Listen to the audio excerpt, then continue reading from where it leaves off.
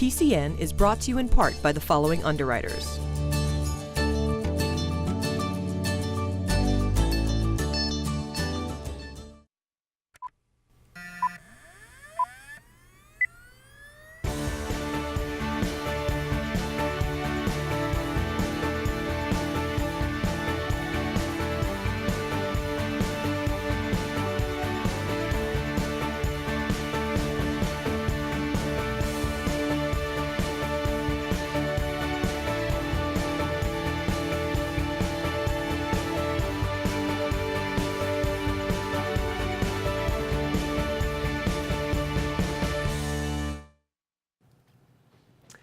Hello and welcome to another episode of Local Stories from PACTV Community News. Tonight we get a glimpse into the new wedding exhibit at Pilgrim Hall Museum, and we stop into an empty bowl dinner to bring awareness to hunger in the region.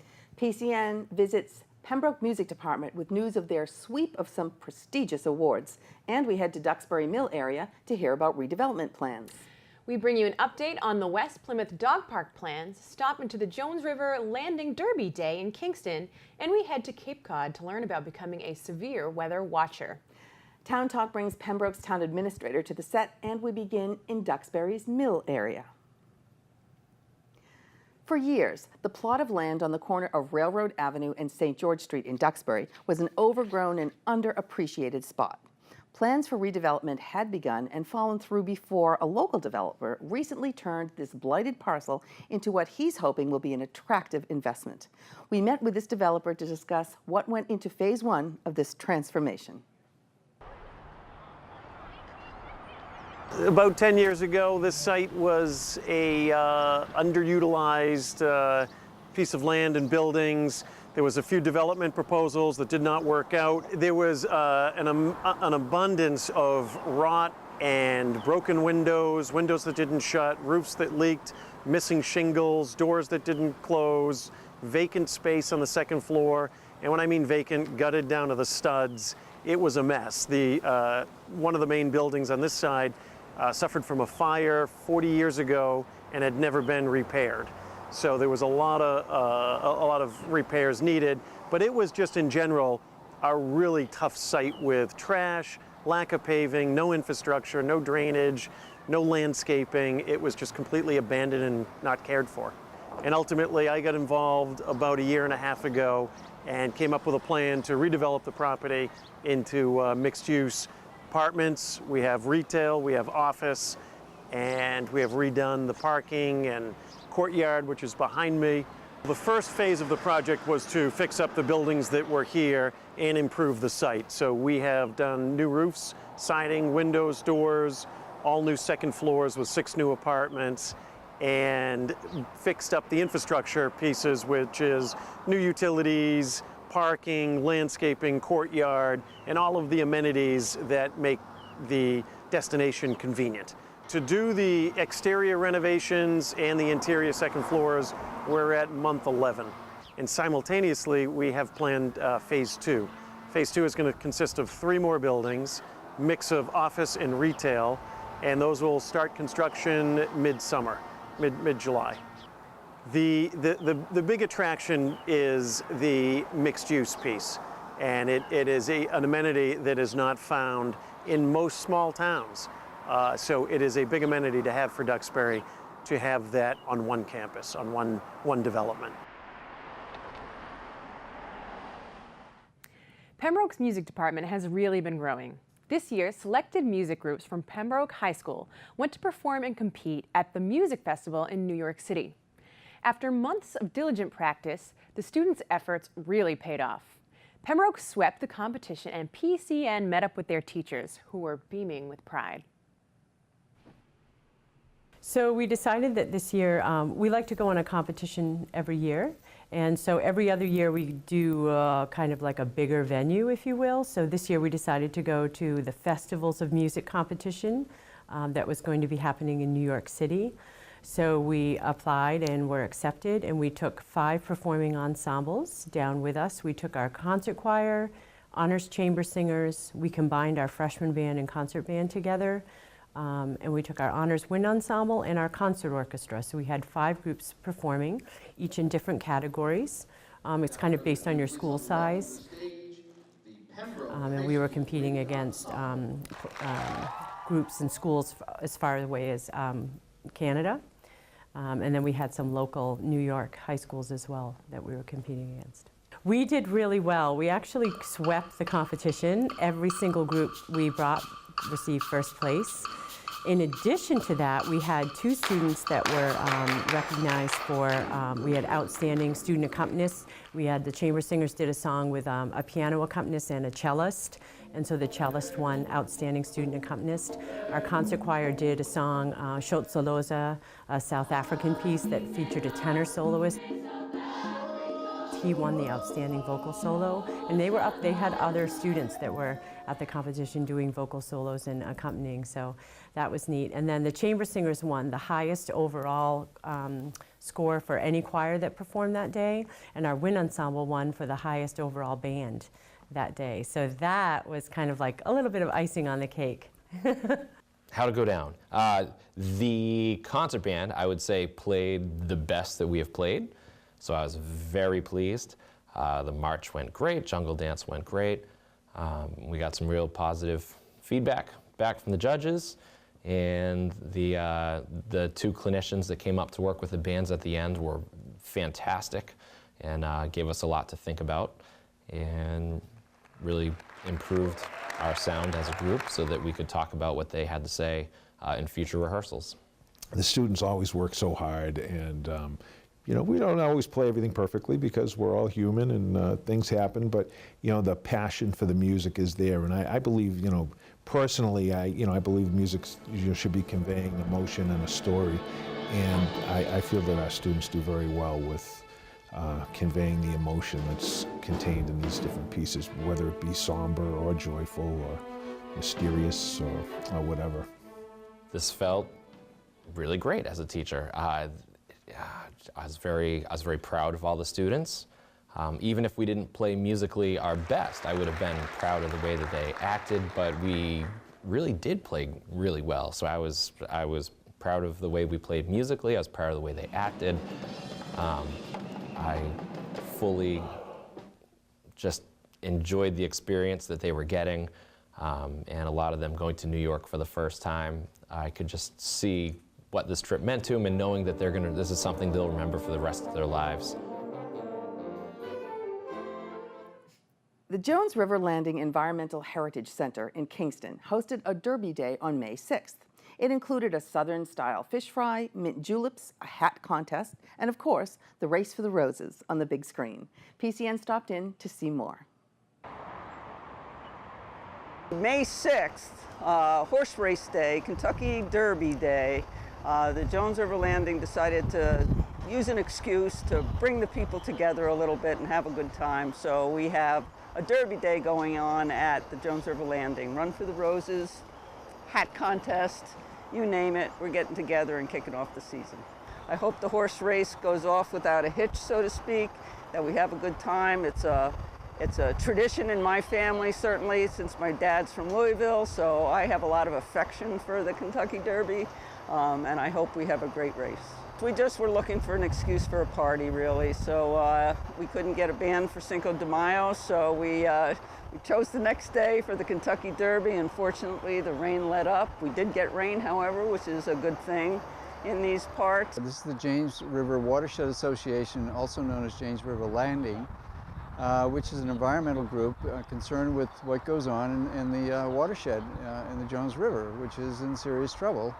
And so we are a group of volunteers, and there's some people who join membership to help support it, but we are here today to celebrate Derby Day, but also to call attention to ourselves in hopes of encouraging more people to join us in the effort to help the environment and to help those who are coming along behind us, more importantly. What we came up with is hopefully a typical Southern meal. We're doing fried catfish, hush puppies, a stew called burgoo, which I have to admit that I'm new to, but it's a combination of chicken, pork, and beef with a variety of vegetables, and it really tastes good. And again, it's largely to call attention. It was just an occasion. It happened to be on a Saturday, so we thought we'd take advantage of it. I did some of the menu planning, and I'm doing some of the cooking, and I'm being helped by my son Michael, who's over there frying some hush puppies.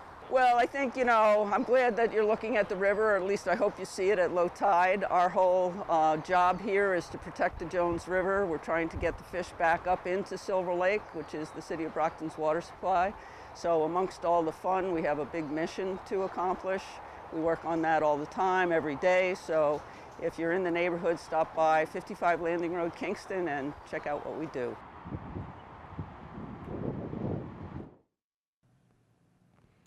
Pilgrim Hall Museum held an opening gala reception for their latest exhibit, Weddings 396, which explores 4 centuries of wedding fashions.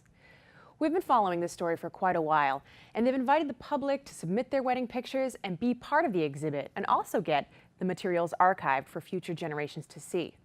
PCN stopped in to get the latest story. Tonight is our opening gala reception for our newest temporary exhibition, Weddings 396, which explores 4 centuries of wedding fashions, starting from the first wedding in Plymouth Colony on May 12, 1621, it's the anniversary tonight, up to the present. For the exhibit, we're really hoping that people can just see the differences in wedding fashions, how it's evolved. One of the main comments we've gotten so far is, oh, they're not all white. White is a fairly modern tradition with weddings. The color's been associated for a while, but an entirely white dress was very expensive to own until very recently. The gala tonight is open to the general public. We've invited all of our lending institutions and all of our donors.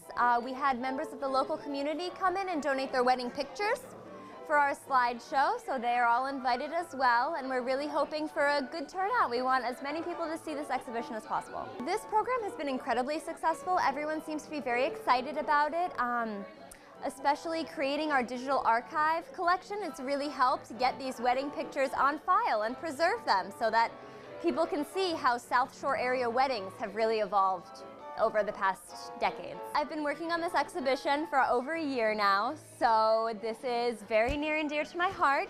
And it's also very special to me. Not only did I help design it and write the text and set it up and everything, but I'm also getting married next month. So it's been very cool to see the different wedding styles and traditions and research them for this exhibition, and then be able to incorporate those things into my big day. So the general public's response to this exhibition and our Wedding Documentation Days program has been wonderful. Everyone is very excited to talk about their wedding history and their family's wedding history. And it's very great. A lot of people love looking at all the fashions that we have around here. And also a lot of people bring in photographs of their weddings, their children's weddings, their grandparents' weddings, their parents' weddings, their great-grandparents' weddings. So it's really great to see the amount and the continuity with that. So it's been wonderful, and everyone seems very excited about it. A big thank you to all of our sponsors and all of the institutions that donated either wedding dresses or objects, and as well as all of our local residents who donated their wedding pictures for inclusion. The beautiful and unique bowls that have been painted by the community earlier this year were filled with soup at the Empty Bowl Dinner held at Plymouth North High School. Guests were able to have a nice meal while supporting hunger initiatives in the area and take home a beautiful hand-painted bowl also. PCN stopped in to see more. This is the 3rd annual Empty Bowls event. The purpose of it is to raise awareness about hunger. Sometimes hunger is very hidden in our community. Plymouth is affected very deeply by hunger. We provide food to the Councils on Aging for people that get Meals on Wheels. We provide food for 45 food pantries, soup kitchens, homeless shelters in the greater Plymouth area. And we also provide food for 10 schools in the school food for backpack program. Hello. How are you doing? What would you like? Some miso. Bowls. It's a national and actually an international organization all over the world. It's a nonprofit. It's an opportunity for individual communities to get together, galvanize support, and bring hunger, raise money of course, but bring awareness to hunger issues in the community through art making.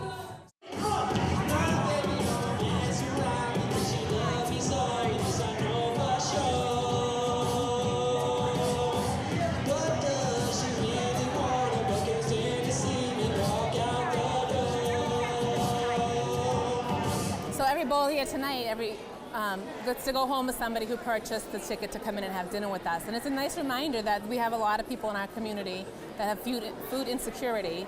So as you look at this bowl and as we feed ourselves, there's a lot of empty bowls in our community, and it's really something that we should strive to help continually work towards, that there are no more empty bowls. So these are all the beautiful bowls you see everywhere. And people pay $10 and they leave with an empty bowl. So they leave with a piece of artwork that was made by a different community member. You don't leave with your same bowl, you leave with a bowl that somebody else made. So it's truly a community event that brings people together to remind people that some people don't have a full bowl every day. They have empty bowls. Everything here is donated. We don't have any expenses. So every cent that we make on the silent auction or every cent we raise from the door from the $10 all goes back to the community, South Shore Community Action Council.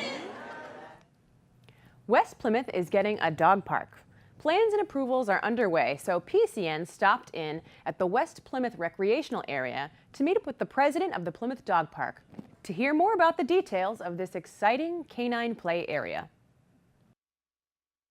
We are putting a dog park in at West Plymouth Rec.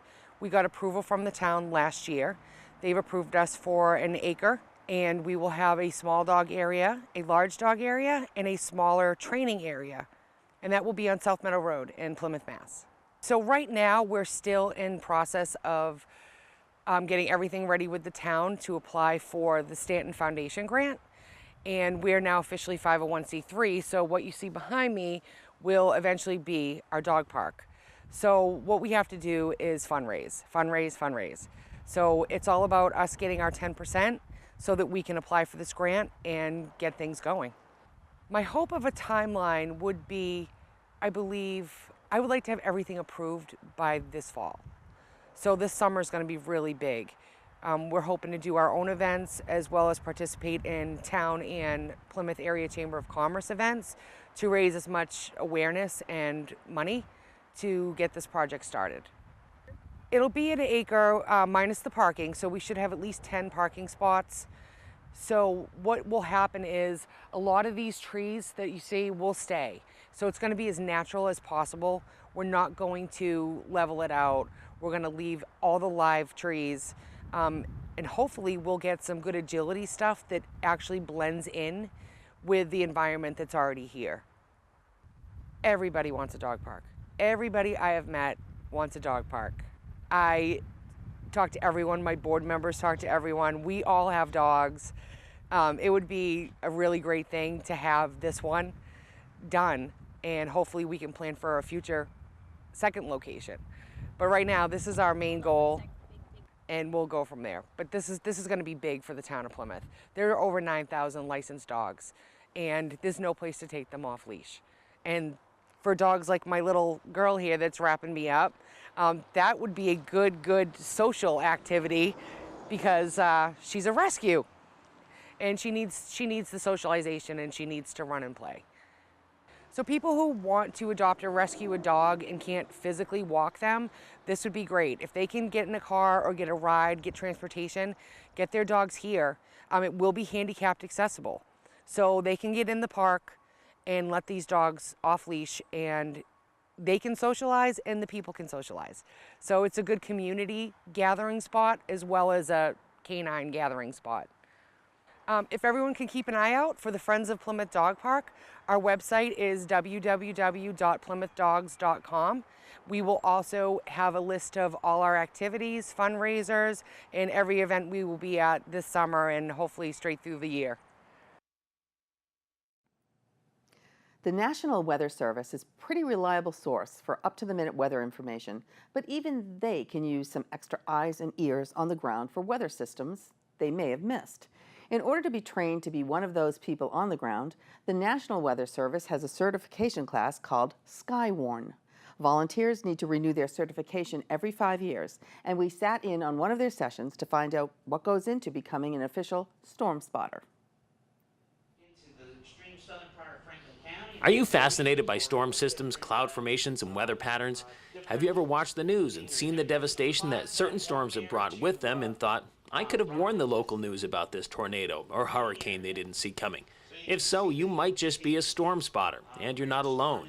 Because not all weather can be detected by the National Weather Service up to the second, they've put together a volunteer weather spotting program called Skywarn. The program attracts a unique mix of attendees with one common thread that brings them all together. Folks that come to these classes, they can be involved in public safety, they can be amateur radio operators, but they can come from all walks of life. So they can come from just regular folks that just have an interest and passion in weather to those that are involved in public safety. So there's citizens from across a wide spectrum of different groups that just share an interest and passion for weather. The hope is that these volunteers will then in turn provide timely severe weather reporting to the Weather Service office to help protect lives and property.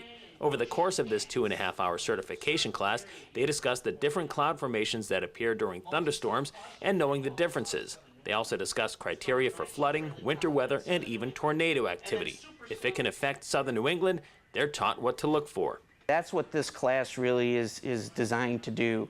It's to look at the critical cloud formations during severe thunderstorm and tornadic events to be able to tell the differences.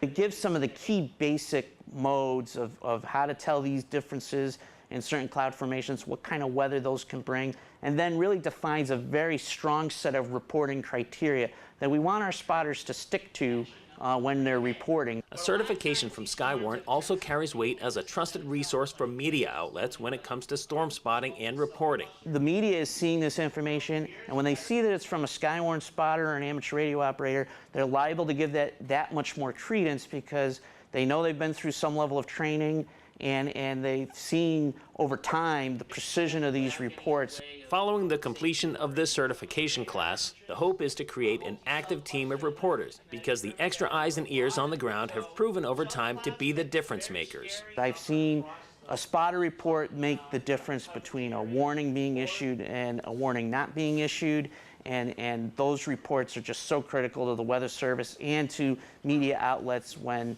looking at warning for specific storms in an area. Some of the folks that are here tonight are here for recertification, while others are getting certified for their first time. Then, of course, there's that group of people that just love these classes. If this seems like something that you'd be interested in, Robert Masita will be taking this class on the road to Plymouth in early June. Reporting from Dennis, I'm Brian Sullivan, PACTV Community News. Underneath this shelf cloud, numerous weather stations. This week's Town Talk brings Pembroke Town Administrator Ed Thorne back to our set. Welcome back, Ed. Julie, it's always a pleasure. Always a pleasure to have you. Summer is here, almost. Spring is here. Memorial Day is right around the corner, and we wrapped up town meeting in Pembroke in one night. Right. It's been kind of a tradition the last 10 or 11 years to go one night. Which is great. Absolutely. I think great. Everybody was really pleased that that we wrapped it up in one evening. Yep. Now, there were a few big items on the town meeting agenda. Let's talk about marijuana. How did that turn out? Well, the ban to ban recreational marijuana in Pembroke, which did not. Let's go back to the general election in November. That ballot question number 4 failed in Pembroke. Therefore, with that kind of momentum, we had an article at town meeting, a general bylaw to ban recreational marijuana, and that passed at town meeting. And then, of course, a couple of days later at the town election, it also passed at the ballot box. So there will be no recreational sales of marijuana in the town of Pembroke. That's correct. For the foreseeable future. Right. Okay. Does that affect? That does not affect medicinal marijuana. It doesn't affect medicinal marijuana, but those decisions are up to the Board of Selectmen, and they've already turned down one proposal. Right, and that all depends on where it's going to go. Okay. That's correct. Municipal inspections article. Can you just explain what that was and how that turned out? Yeah, this was real important for the town to make that decision. What it does is it combines 4 departments into one large department, and actually it provides clerical support for the Zoning Board of Appeals, the Conservation Commission, the Board of Health, and the building department. Right, and it's all about inspections. It's all about inspections, that's correct. And it allows one-stop shopping for our citizens, and it allows citizens to come in and not have to worry about one of those 4 offices being closed because somebody is either sick or on vacation. Right. So you're sharing admin, really, That's right, administrative. there'll be a lot of cross-training. Right, which is great. The library, the director of the library, the police chief, and the fire chief all had some capital items that they had put. The articles were on the agenda, but they all agreed to take them off until the fall. Yeah, Can you speak to that? You know, we had a series of budget meetings with all our departments, and we explained to them what the condition of the town's finances were, and they agreed. I mean, they're great team players. They are. You know, a lot of our department heads live in town, so they understand the consequences of stretching the budget, you know, beyond its capability, and so they understood it. And you know, and we're hoping that in the fall we can satisfy some of their requests. Right. So it's going to be another interesting town meeting in the fall. Absolutely. Yeah. And we won't be spending as much on snow and ice as we did, you know, the last couple of years. So we hope. Yeah. And we did pass a $65 million budget, and that is now in the books. That's correct. Okay. The solar field is now completed? Yeah, they're pretty much done with all the construction there, and now they'll be working with National Grid to tie into the system, and hopefully we'll be up and running, you know, sometime in the middle of the summer. Which is great. And the solar field, which is on the old landfill area, which we capped over, we're going to get $100,000 in taxes. We're going to get $76,000 in rent per year, and we're going to save $250,000 in our electric bill. Yeah, every year. That's incredible. We use about 5 million kilowatts of electricity a year, including the schools, and the 2 big users are the schools and our water department, because the wells that we have in town, you know, are powered by electricity. Yep. And so those are going to be the big savings. We're going to, about 80% of all the electricity that town departments use will come from that facility. That's just great. Great. And it's green, and it's good for the environment, and we're saving money, and it's a win-win-win. And actually, we're looking at another site to power the additional 1 million kilowatts that we have that we won't be able to get from the facility on Habermas. I'm all for it. And the Memorial Day Parade, which is this upcoming Monday, is starting at 10 a.m. And it's a different route this year? It's a different route at a different time. And, you know, for years it's been 1 o'clock in the afternoon, and the parade would go down Mattakesa Street, you know, from the Furnace Pond area all the way to the center of town. With the construction on Route 14, we can't do it. You know, we decided that it would be a lot safer for everybody if we just use Route 36. Yeah. So we'll start at the Arrow Restaurant, which is and the go Arrow north, Restaurant, which is the 300 Center Street, and you're going to go to the just go north on the 36 to the center of town. Okay, great. So it'll be shorter and more earlier, direct and earlier. And 10 o'clock as opposed to 1. We hope the weather's wonderful. Absolutely. Okay, thank you, Ed. As always, a bevy of information. Until next time. We hope you enjoyed this week's show. You can watch reruns at PACTV's Prime channel, found on our website. PCN's also on YouTube, Facebook, and Twitter, so be sure to connect with us there. Have a great week, and thanks for watching PCN.